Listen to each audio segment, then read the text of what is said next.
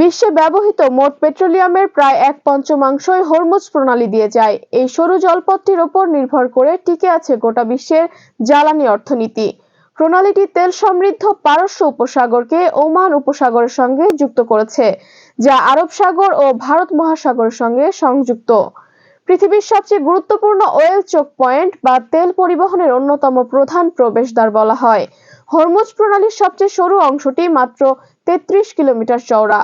এর উপরে উত্তরে ইরান এবং দক্ষিণে রয়েছে ওমানের মুসান্দাম উপদ্বীপ। এর খুব কাছেই সংযুক্ত আরব আমিরাতের অবস্থান।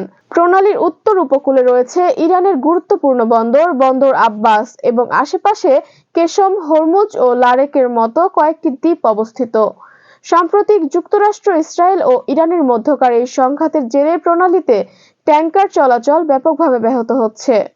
এতে বিশ্ববাজারে তেলের দাম এক লাফে অনেকটা বেড়ে গেছে এবং বড় শিপিং কোম্পানিগুলো নিরাপত্তার স্বার্থে সাময়িকভাবে জাহাজ চলাচল স্থগিত করেছে। পরিস্থিতি সামাল দিতে যুক্তরাষ্ট্রের প্রেসিডেন্ট ডোনাল্ড ট্রাম্প ট্যাংকারের নিরাপত্তা ও রাজনৈতিক ঝুঁকি বীমার প্রস্তাব করেছেন। হরমুজ প্রণালী শুধু আঞ্চলিক যোগাযোগের পথ নয়, বরং এটি বৈশ্বিক স্থিতিশীলতার এক অন্যতম কেন্দ্রবিন্দু। আন্তর্জাতিক রাজনীতি, বৈশ্বিক জ্বালানি, অর্থনীতি এবং সমুদ্রবিজ্ঞানী তিনটি বিষয়ই এখানে ওতপ্রোতভাবে জড়িত।